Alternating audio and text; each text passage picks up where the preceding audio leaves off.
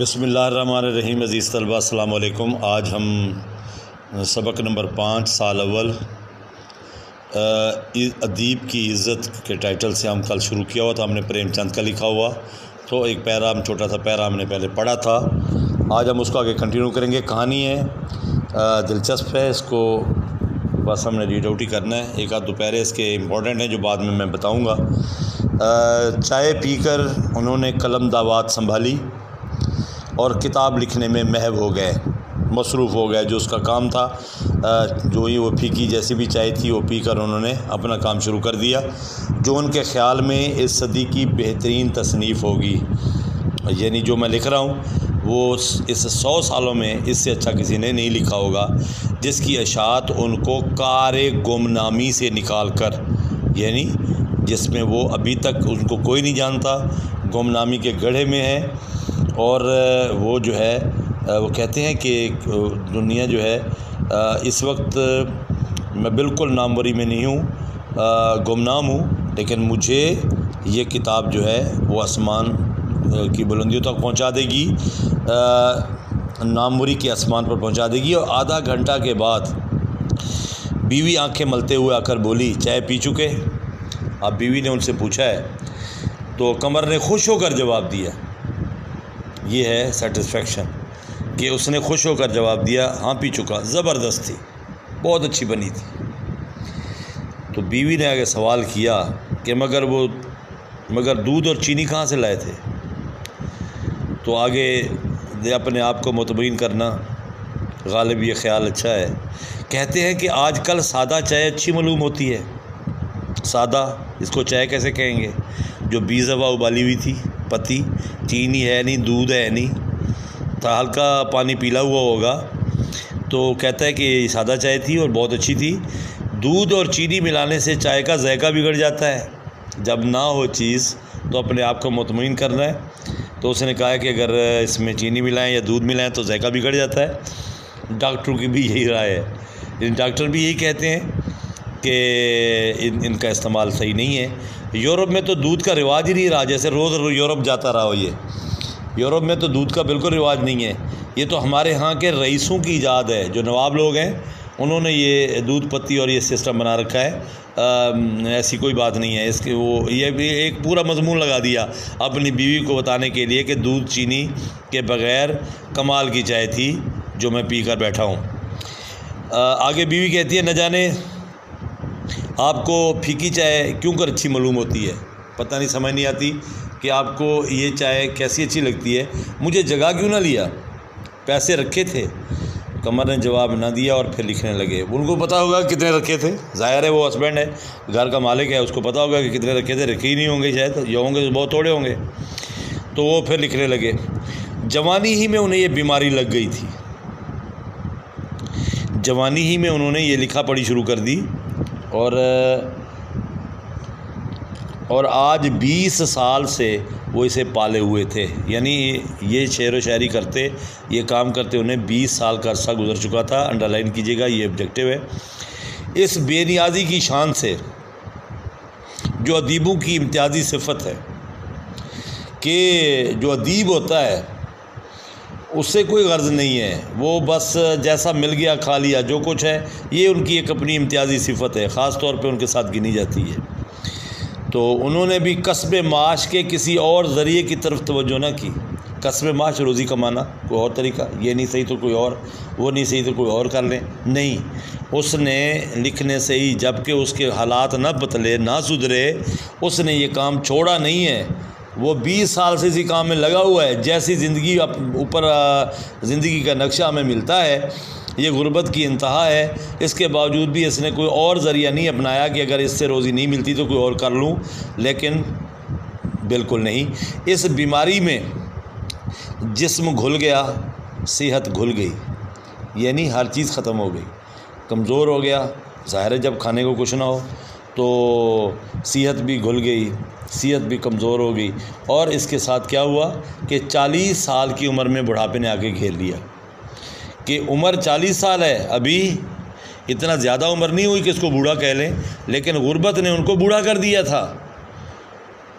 اور مگر یہ مرض لا علاج ہے، طلوع آفتاب سے آدھی رات تک یہ ادب کا پجاری، یعنی پوجا کرنے والا، ادب کی پوجا کرنے والا، صبح سورج نکلنے سے آدھی رات تک یہ ادب کا پجاری، دنیا و ما فیہا، یعنی دنیا اور اس کے اندر جو کچھ بھی ہے اس سے بے خبر ہے، کوئی پتہ نہیں کیا ہو رہا ہے باہر، دنیا کیا کر رہی ہے، کہاں پہنچی ہوئی ہے، سب کچھ ختم، اس کا اس سے کوئی غرض نہیں، سب سے بے خبر، فکر سخن میں غرق رہتا۔ وہ شعر کہنا، ان کی جو لکھنے کا جو سوچ بچار کرنا، اس میں ہی غرق رہتا تھا۔ اب انہیں یہ شبہ ہونے لگا تھا، یعنی شک سا ہونے لگا، ان کو بھی ہونے لگا تھا کہ میرے مضامین میں کوئی خوبی، کوئی معنی ہی نہیں ہے، یعنی میں جو لکھتا ہوں شاید یہ فضول ہے، اس کا کوئی مطلب ہی نہیں ہے، اگر ہوتا تو کوئی نہ کوئی میری امپورٹنس ہوتی۔ اب اتنے عرصے بعد ان کے دل میں یہ بات آنے لگی تھی، اور یہ انکشاف، یہ راز کا کھلنا، یہ ظاہر ہونا بدرجہ غایت، انتہا درجے کا ہمت شکن تھا، حوصلہ توڑ دینے والا تھا۔ جب یہ بات نا امیدی کی آ جائے تو یہ جو اس کے دماغ میں یہ ظہور ہو رہا تھا وہ حوصلہ توڑنے کے مترادف تھا اپنا، بہت زیادہ، اور یہ عمر عزیز یوں تلف ہو گئی، یعنی یہ قیمتی عمر ہے، اللہ نے دی ہے، پیاری زندگی، ایسے میں ضائع کر بیٹھا ہوں۔ یہ تسکین بھی نہیں کہ دنیا نے ناقدری کی ہو، مگر ان کا کارنامہ حیات حقیر نہیں، مطلب یہ تسکین یعنی اطمینان، ناقدری عزت نہ کرنا، حقیر معمولی، کم درجے کا۔ ضروریات زندگی گھٹتے گھٹتے زہد کی حدود کو پار کر چکی تھی۔ زہد کہتے ہیں نیکی کو، تقوی کو، پاکیزگی کو، اس سے مراد ہے کہ زاہد اور متقی انسان ضروریات ان کی بے حد مختصر ہوا کرتی ہیں، تو قمر صاحب کی ضروریات اس سے بھی کم ہو چکی تھی۔ ظاہر ہے جب پیسے نہیں تھے، اپنے آپ کو مطمئن کرتے کرتے ایک پھیکے پانی کو زبردست چائے قرار دے رہا ہے، تو وہ کہتا ہے کہ اس کی گھٹتے گھٹتے زہد کی حدود پار کر چکی تھی، یعنی متقی لوگوں سے بھی آگے جا چکا تھا۔ اگر کوئی تسکین تھی، اگر کوئی سکون تھا تو محض یہ وہ صرف تھا کہ ان کی رفیقہ حیات ترک و اثار میں ان سے بھی بڑی ہوئی تھی، کہ ان کی جو بیگم ہے وہ اس سے بھی آگے تھی، یعنی وہ بھی مطمئن ہے، جیسے یہ تھا کہ چلو کوئی بات نہیں۔ اور اگر یہ تو ایک کمزوری ہے کہ اگر عورت کو اس کا ہسبینڈ کما کے نہ دے، اس کے خرچے، اس کی چیزیں، آسائشیں پوری نہ ہوں، تو اس کا صبر کرنا بہت مشکل کام ہے، لیکن وہ کہتا ہے کہ یہ کم از کم اطمینان تھا کہ اس کی رفیق حیات جو ہے، اس کی جو بیگم ہے، وہ اس سلسلے میں اس سے بھی آگے تھی۔ سکینہ اس تباہ حالی میں بھی مطمئن تھی، سیٹسفائیڈ تھی۔ وہ قمر کو دنیا سے شکایت ہو، مگر سکینہ ہمیشہ اس کی دل جوئی کرتی رہتی تھی۔ سکینہ جو ہے اس کا حوصلہ بڑھاتی رہتی تھی کہ کوئی بات نہیں، مایوس نہیں ہونا چاہیے، ضرور جو ہے حوصلہ بڑھاتی کہ ایسا نہ ہو کہ یہ مایوسی کی تھا گہرائیوں میں گر جائے، دل جوئی کرتی رہتی تھی۔ اپنے نصیبوں کو رونا تو دور کی بات تھی، اس نے کبھی ماتھے پر بل بھی نہ آنے دیا، کبھی محسوس ہی نہ کیا، یہ ظاہر نہیں کیا کہ میں ناراض ہوں، تمہارے پاس کھانے کو کچھ نہیں، پہننے کو کچھ نہیں، رہائش میں گھر نہیں، جو بھی ہے اس نے کبھی یہ محسوس ہی نہ ہونے دیا۔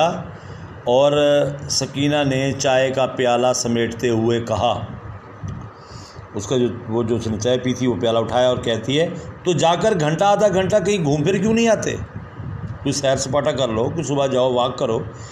تو جب معلوم ہو گیا کہ جان دے کر کام کرنے سے بھی کوئی نتیجہ نہیں، تو بیکار کیوں سر کھپاتے ہو، اتنی محنت کیوں کرتے ہو، سر کھپانا، محنت کرنا کیوں کرتے ہو، جب پتہ ہے تو آپ ایسا کرو، باہر جاؤ، گھومو پھرو، دنیا دیکھو، پھر آ جاؤ واپس، اس طرح کچھ سارا دن بیٹھے بیٹھے۔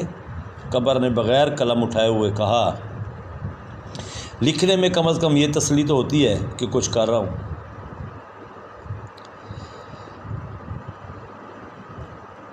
سیر کرنے میں تو مجھے ایسا معلوم ہوتا ہے کہ وقت ضائع ہو رہا ہے کہ سیر کروں، جا کے پھرتا رہوں، چلتا رہوں، ادھر ادھر بیٹھا رہوں، وقت ضائع کروں.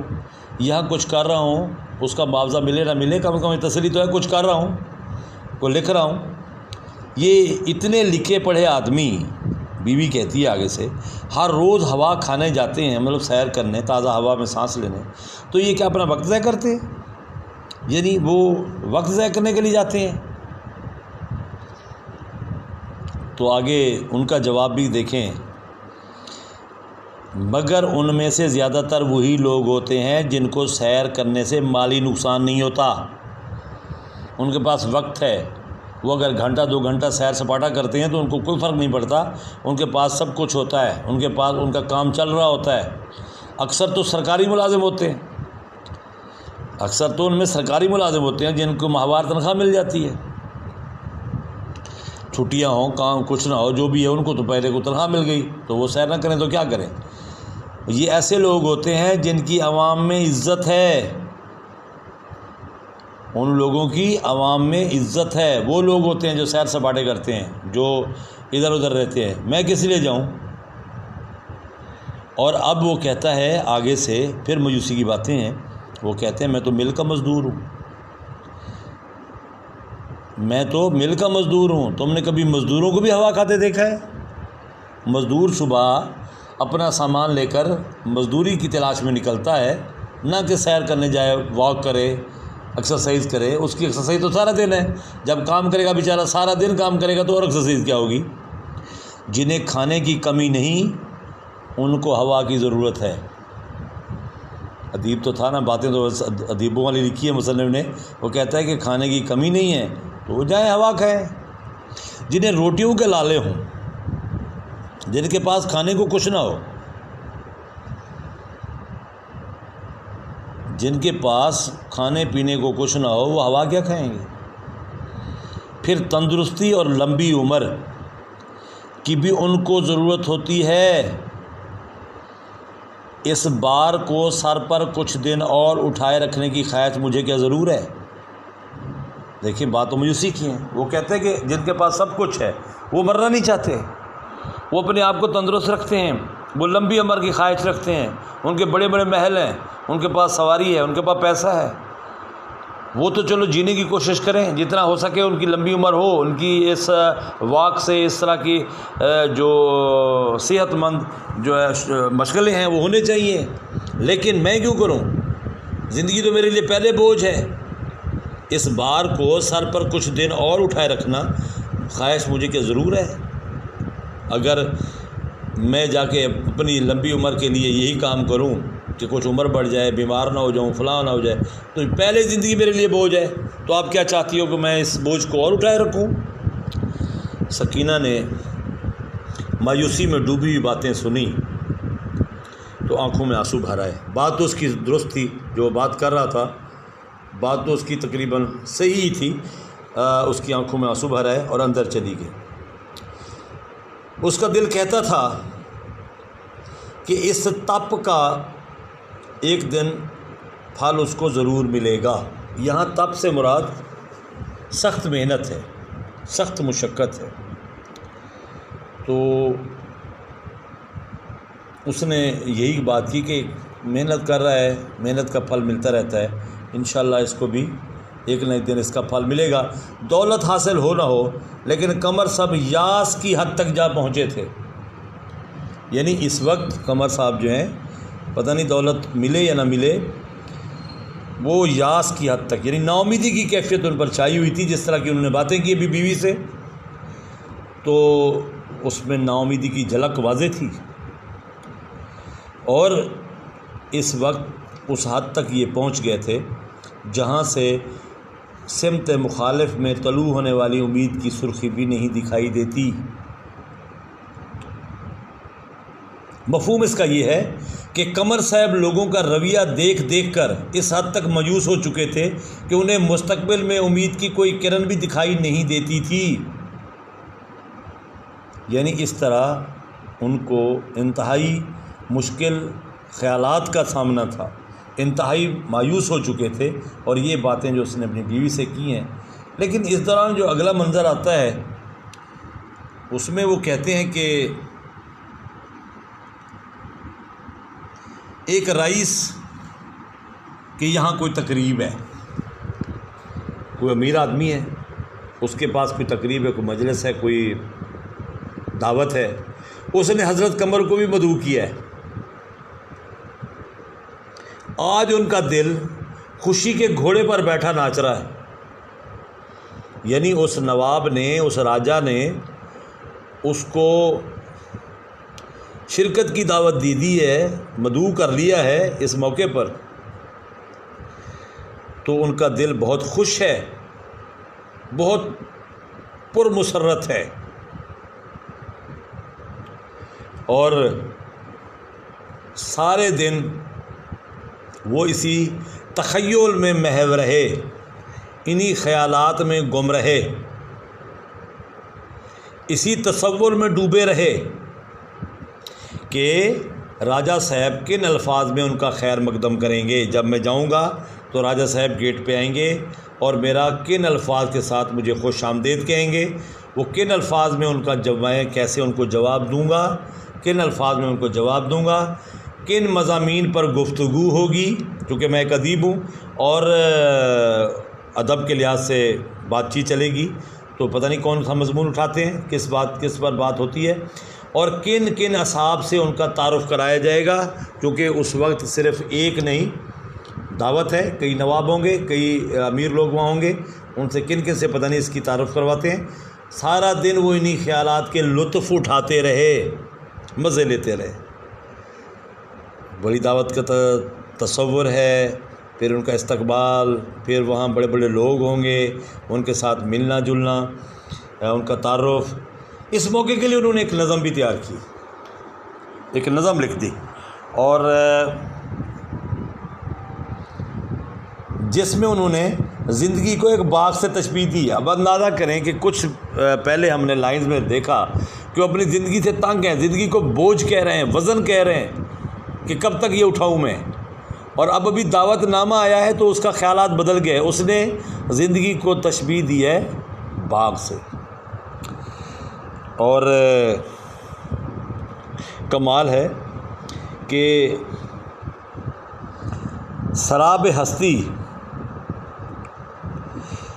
ان کے زور طبع کے لیے زیادہ موزوں چیز تھی، ان کے لیے مناسب کیا تھا کہ یہ تصور تھا کہ دنیا اور زندگی ایک دھوکہ ہے، سراب ہستی ایک دھوکہ ہے، یہ اس پر اس کو لکھنا چاہیے تھا، مگر وہ آج رئیسوں کی جذبات کو ٹھیس نہ لگا سکتے تھے، کیونکہ ان امیر آدمیوں کے لیے زندگی بوجھ نہیں تھی۔ وہ کہتے، دل میں انہوں نے سوچا کہ اگر اس پہ ایسے کوئی اشعار لکھوں، کوئی نظم لکھوں تو ان کی دل آزاری ہوگی، کیونکہ ان کے لیے تو زندگی عیاشی ہے، اس لیے انہوں نے ان کی وجہ سے لکھا کہ زندگی تو ایک باغ ہے۔ اس پر انہوں نے جو ہے ایک نظم بھی تیار کر دی کہ آج یہی نظم جا کے وہاں پہ پڑھوں گا، اور دوپہر ہی سے انہوں نے تیاریاں شروع کیں، جانا رات کو ہے، شوق دیکھیں، دوپہر سے تیاریاں شروع کی۔ کیا کی تیاری؟ حجامت بنوائی، پتہ نہیں کب سے باہر نہیں نکلا تھا، صابن سے نہائے، عموماً تو ایسا نہیں تھا کیونکہ ان کے پاس ایسے پیسے نہیں تھے، اس موقع کے لیے کوئی تھوڑا بہت صابن بچا کھڑا تھا شاید ان کے لیے، اس سے نہائے، سر میں تیل ڈالا۔ پرانے وقتوں میں یہ بھی ایک تیاری کا حصہ ہوا کرتا تھا، کیونکہ آج تو سر میں تیل ڈالنا فیشن نہیں ہے، تو وقت دقت جو تھی کپڑوں کی تھی، کپڑے تھے ہی نہیں۔ مدت گزری جب انہوں نے ایک اچکن بنوائی تھی، ایک عرصہ ہو چلا کہ انہوں نے ایک اچکن بنوائی تھی، اس کی حالت بھی ان کی سی تھی، جیسے یہ ختم ہو گئے تھے 40 سال میں بوڑھے، اسی طرح اچکن بھی بہت پرانی ہو چکی تھی، اور جب انہوں نے وہ کہتے ہیں کہ جب ذرا سی سردی یا گرمی سے انہیں زکام یا سر درد ہو جاتا تھا، اسی طرح وہ اچکن بھی نازک مزاج تھی، اسے نکالا اور جھاڑ پونچھ کر کے رکھا۔ یہ بھی عموماً دیکھیں نزلہ زکام کی بات اس نے کی ہے، یہ ان اشخاص کو کہ جن کے اندر قوت مدافعت کم ہوتی ہے، جو کمزور ہوتے ہیں، تھوڑی سی ٹھنڈ لگی، گرمی لگی، اس کے اثرات فوراً ہو جاتے ہیں۔ کہتے ہیں اسی طرح وہ اچکن بھی بوڑھی تھی، اور یہی تھا کہ اس کو اگر زیادہ طاقت سے جھاڑا گیا تو کہیں ٹوٹ پھوٹ نہ جائے، آرام سے اس کو نکالا اور جھاڑ پونچھ کے رکھ دیا۔ سکینہ نے کہا تم نے ناحق وہاں جانا منظور کیا ہے، تمہیں جانا نہیں چاہیے وہاں، تم اس خط کا جواب دے دیتے، اس دعوت نامے کا جواب دیتے، لکھتے کہ میری طبیعت ٹھیک نہیں ہے۔ ان پھٹے حالوں جانا تو اور بھی برا ہے، جس طرح کے تمہارے کپڑے ہیں، جس طرح کی تمہاری تیاری ہے، اس طرح وہاں جانا اور بےزتی کی بات ہے، تمہیں وہاں نہیں جانا چاہیے تھا۔ یہاں تک بچے نشان لگا لیں، انشاءاللہ اس سٹوری کو کل آگے چلائیں گے۔ فی الحال اجازت چاہتا ہوں، کل ملاقات ہوگی انشاءاللہ۔ اللہ حافظ، السلام علیکم۔